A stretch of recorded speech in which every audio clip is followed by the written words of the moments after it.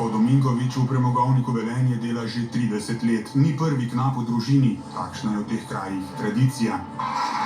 Ta počina je že dolgo zakorenjena v naši družini, že dedek in moj oče in tudi moji strici, tudi dva moja brata, oziroma trije smo na premogovniku. Sam upravljam delo elektrotehnologa. A začel je, tako kot večina, v rudniku v jami. To je zahtevno, naporno delo, vsako leto težje, pripoveduje. Jaz, ko sem se zaposlil, smo bili na koti -45, 45 metrov pod morjem. Zdaj smo že na koti 110, na določenih področjih 130.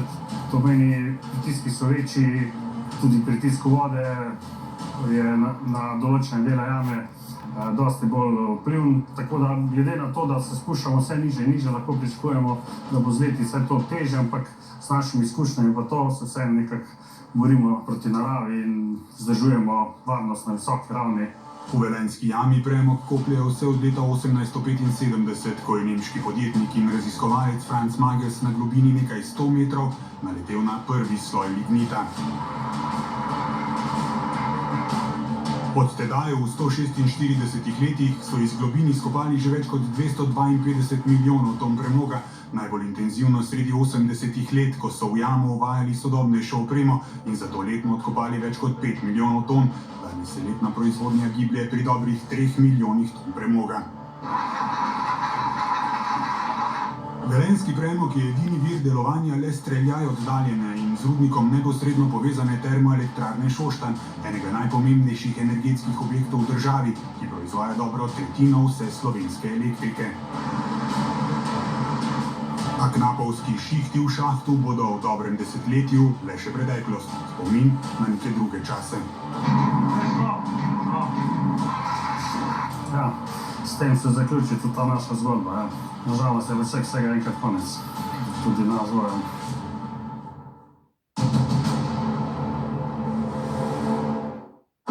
Od premoga se bo treba posloviti, termoelektrarno, eno največjih okoljskih bremen v Sloveniji, zapreti. Takšne so zaveze iz podnebnih sporazumov, evropskih zakonodajnih paketov, načrtov za razogljičenje gospodarstva, zmanjšanje izpustov toplogrednih plinov. To je nenazadnje nujno za našo prihodnost. Toda vprašanje je kdaj.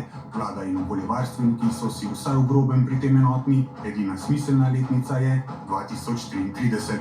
Scenariji sledenja Pariškemu sporazumu pričajo o tem, da morajo države OECD svoje premogovne elektrarne zapreti do leta 2030, torej letnica 2033 je že nekoliko prepozna. Čeprav, če pogledamo scenarije, ki so bili dani v javno razpravo, torej 2033, 38 in 2042 je edini še sprejemljivi scenarij letnica 2033. Ta letnica, ki mi predlagamo, vsebuje tudi določene umestne premisleke, ali bomo dosegli še ostale cilje ali ne. Pravi, na 2 leti se bo delala revizija, ali zasledujemo vse cilje, ali je mogoče 2033 ali ne, ali je mogoče že prej, ali smo vse naredili, da lahko že prej in tako dalje. Res imamo v uvidu zlasti lokalno okolje, da se nadomesti ta izpad zlasti pri delovnih mestih. Prav to je druga plast te zgodbe. 2000 zaposlenih v premogovniku in termoelektrarni, njihove družine, številna podjetja, odvisna od premogovništva in Teša. Vsi tisti torej, ki bodo te spremembe, neizogiben prehod v nizkoogljično družbo, občutili najbolj neposredno. Po ocenah gre za več kot 5000 delovnih mest, tretjino vseh v velenjski občini.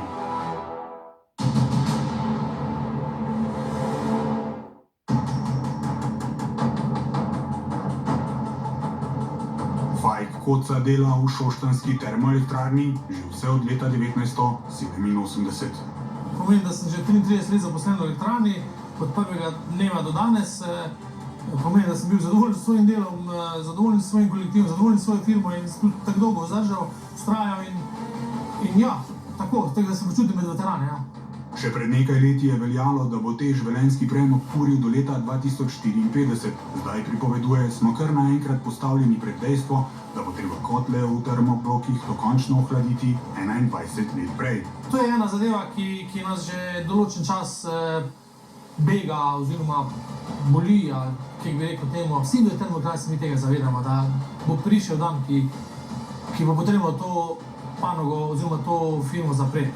Ampak se pa tudi nam zdi, kar mislim, da se tudi večina sodelavcev strinja, da je to vse skupaj premalo premišljeno, da bom rekel tako čist bolj blago. Ne. Ja, mi se tega zavedamo, ampak se nam ne zdi v redu način izvedbe tega projekta. Savinjsko-šaleška regija, kjer živi dobrih 61 tisoč ljudi, bo sicer iz tako imenovanega sklada za pravičen prehod, enega od ključnih orodij Evropske unije za podporo regijam pri prehodu na podnebno nevtralnost, v prvi fazi predvidoma prejela 175 milijonov evrov. Projekte, ki bi jih iz tega sklada financirali, morajo prijaviti do junija prihodnje leto. Končna investicija za celovito prestrukturiranje naj bi bila vredna milijardo evrov. Izzivov in priložnosti je veliko, od energetike, reciklaže, geotehnike, strojništva do turizma, a Peter Dermol, župan Velenja, mesta, ki je zraslo na premogu, je neposreden. Naše zahteve so jasne.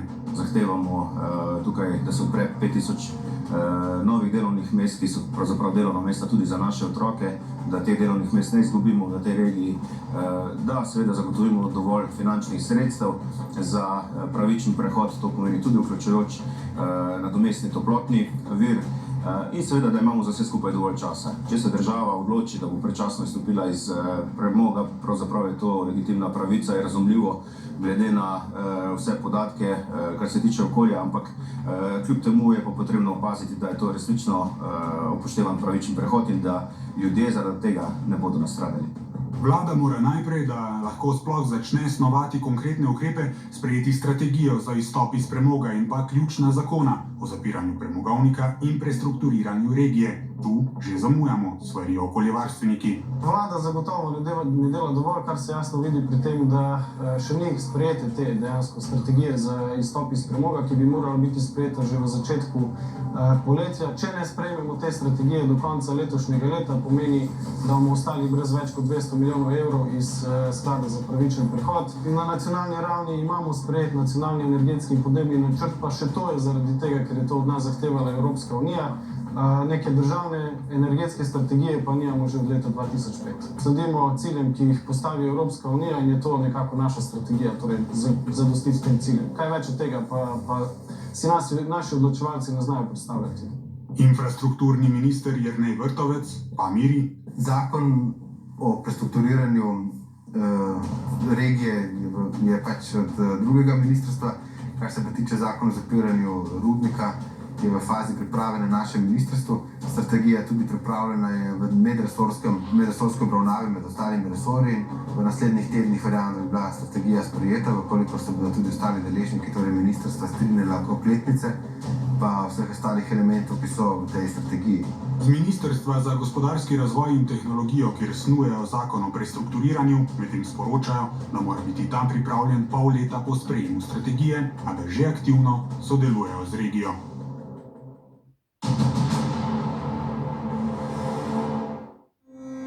Termoelektrarna Šoštanj, kjer delujeta 2 termobloka in 2 plinski enoti, na leto proizvede dobre 4 teravatne ure elektrike, zato porabi dobre 3 milijone ton premoga.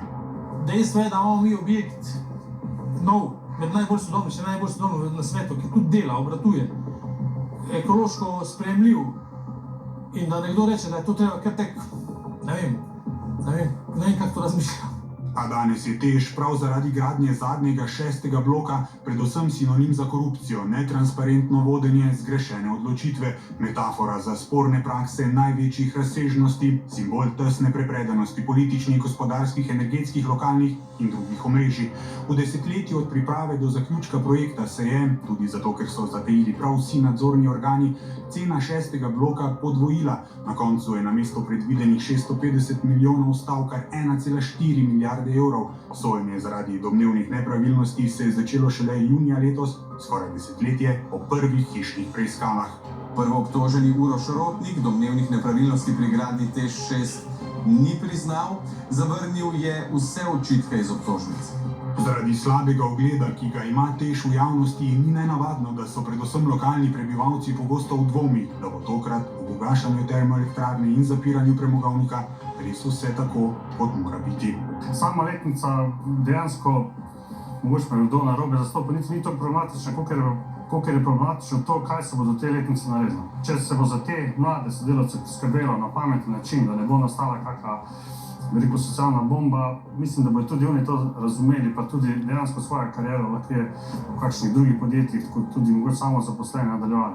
Moramo pravzaprav čez vse faze biti zelo previdni, vedeti, kaj delamo in predvsem ne imeti fige v žepu. Če bomo ta dokument naredili takšnega, da bomo lokalne skupnosti, pa tudi javnost verjeli v njega, potem bo prestrukturiranje veliko lažje. Če bomo pa že pri prvem dokumentu izgubili zaupanje, medsebojno zaupanje in krhali naše odnose, potem bo pa seveda vse skupaj lahko zelo nevarno. In še ena težava, ki lahko odločilno vpliva na to, kdaj bo Slovenija ugasnila termoelektrarno in zaprla premogovnik, hude finančne težave. Premogovnik je lani posloval skoraj 10 milijoni evrov izgube, termoelektrarna je pridelala kar 280 milijonski minus, če ne bi dobil 131 milijonske odškodnine, ki so mu jo v poravnavi izplačali iz ameriške skupine General Electric, pravnega naslednika dobavitelja opreme za 6. blok Alstoma, bi TEŠ že letos končal v stečaju. Finančne težave TEŠ-a pomenijo, da se bo moral zapreti pred letom 2030.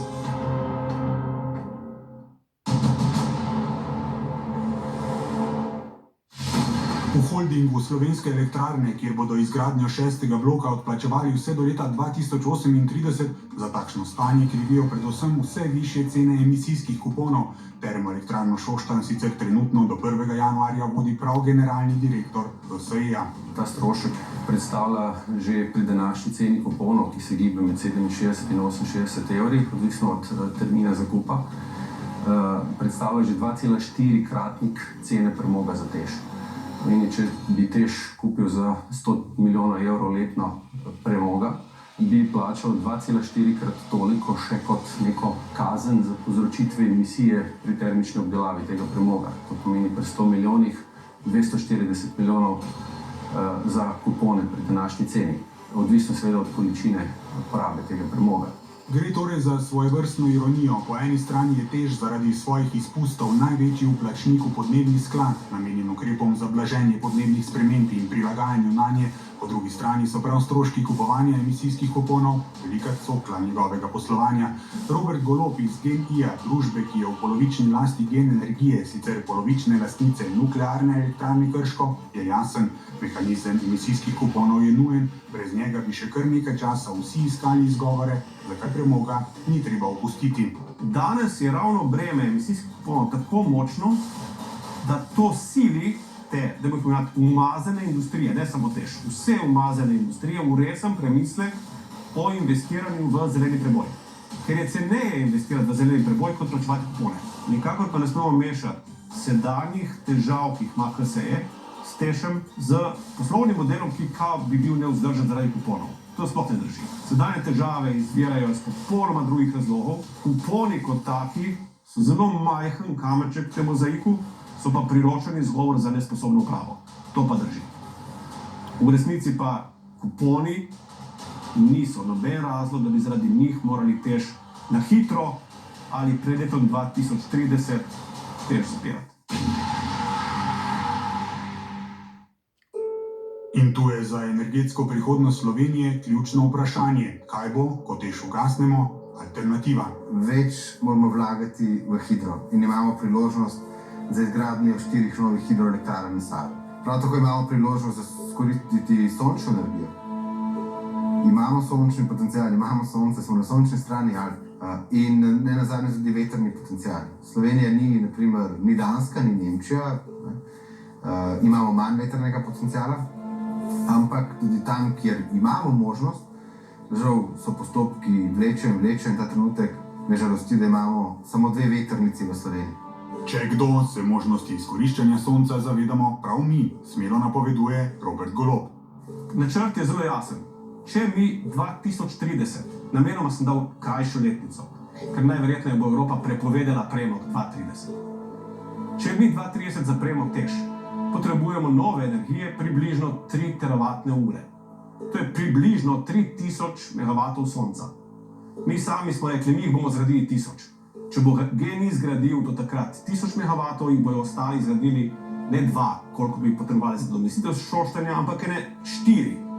Kar pomeni, jaz sem prepričan, da bo sonca v času, ko bo Šoštanj zaprl, v Sloveniji več, kot bo proizvodnja Šoštanja v tistem letu. A vendarle so prepričani ključni odločevalci, predvsem zaradi industrije, brez novega bloka jedrske elektrarne ne bo šlo. Jaz si ne predstavljam energetske neodvisnosti Evrope in Slovenije brez jedrske energije. Enostavno ne. Če ne bo nekih prebojnih rešitev, inovativnih, ne, resnično brez nove nuklearnega bloka Slovenija ne bo mogla doseči te zadostnosti. Imamo dva sovražnika. Imamo sovražnika, ki se reče, nočemo objektov, ki škodijo v prostoru, in imamo čas, ki se nam izteka. In ko to dvoje damo skupaj, se pokaže, da je kombinacija jedrska in sonca v bistvu optimalna, ker izpolnjuje oba kriterija.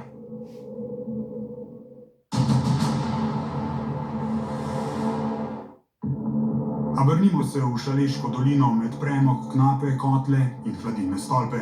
Obljube in pogledi iz Ljubljane tja so eno. Nihče v Šaleški dolini ne bo ostal sam. Vem, da je težko za tamkajšnje okolje, za tamkajšnje ljudi. Vem, tega, ker so tudi čustveno vezani na premogovnik, ker gre za zgodovino, ker gre za tradicijo in se Šaleški dolini zahvaljujem za vse, kar je naredila za ta naš robusten energetski sistem. Ampak žal časi so takšni, ko moramo iskati nadomestljivost in CO2 kuponi rastejo. Poslovanje Teša je res ogroženo, ne? In moramo narediti ta korak naprej, kljub tradiciji, kljub čustvenosti in kljub vsemu tega, ker ni več časa naprej. Realnost in življenje prebivalcev, odvisnih od delovnih mest in milijonov, ki se vsako leto iz Teša in premogovnika stekajo v občinske proračune, nekaj drugega. Moje mišljenje je, da ne bo šlo tako hitro, kot se nekateri predstavljali, ker se mi ne zdi neko, kolikor pač imamo malo izkušenj, da bo tako enostavno to vse skupaj zapreti. Sicer enostavno je zapreti, ampak bomo mi to lahko preživeli, bomo tako neodvisni. Dvomim, da bo lahko tako kvalitetna delovna mesta nadomestili, ker čez noč pa kar tako, ne. Vsaj ne v tej številki sigurno, ne. Včasih z takim dvomi gledamo našo prihodnost. Upam, da bo država znala poskrbeti za nas in da bo to pa tudi na občinski ravni, da se bo neka rdeča nit pelala naprej, da bo ljudje ostajali tudi, da ne bo potem čez 20 pa 30 let mesto duhov.